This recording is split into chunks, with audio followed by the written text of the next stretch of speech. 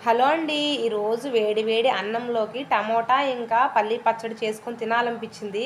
అందుకని నేను ఈరోజు పచ్చడైతే చేస్తున్నాను. ఎలా చేయాలంటే ముందుగా పెద్ద టమాటాలు ఒక 5 తీసుకోవాలి. పచ్చిమిర్చి తీసుకొని బాగా కట్ చేసుకొని ఆయిల్ వేసుకొని బాగా వేయించుకోవాలి. చూడండి అలా మగ్గిపోవాలి. మగ్గిపోయిన తర్వాత పక్కన పెట్టుకోండి. తర్వాత పల్లీలు వేయించుకోవాలి. పల్లీలు వేయించుకొని ఇప్పుడు పచ్చడైతే దంచుదాము. నేను పచ్చళ్ళొచ్చేసి ఏదైనా సరే మిక్సీకి అయితే పట్టనండి. నాకు నచ్చదు ముందు. అదేదో చట్నీ లాగా అయిపోయిద్ది. అస్సలు నచ్చదు. అందుకని నేను వీలైనంత వరకు నేను దంచుకుంటాను. రోట్లో వేసి దంచుకుంటాననమాట. పల్లీలు ముందుగా వేసి మెత్తగా అయితే దంచుకోవాలి. చూడండి అలా మెత్తగా దంచుకొని పక్కన పెట్టేసుకొని ఇంకా పచ్చిమిర్చి వేసుకోవాలి. పచ్చిమిర్చి, చింతొక్కు, ఉప్పు అనమాట. అవి 3 వేసుకొని బాగా మెత్తగా దంచుకోవాలి మనము. చూడండి ఇది వేడివేడిగా ఈ పచ్చడి వేడివేడి అన్నంలోకి గాని వేసుకొని తింటే, కొంచెం నెయ్యి వేసుకొని తింటే అబ్బా!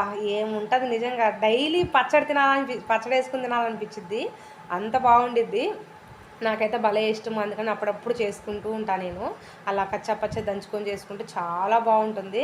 ఇంకా ఇప్పుడైతే కొంచెం పల్లీలైతే వేశాను. పల్లీలు వేసేసి మెత్తగా దంచేశాను నేను. ఇంకా వేయించుకున్న టమాటాలైతే కూడా వేసుకోవాలి ఇందులో. వేసుకొని ఇంకా ఆ పల్లీలున్నాయి గదా! అవి గూడా వేసుకోవాలి. ఇందాక దంచి పెట్టుకున్నాం గదా!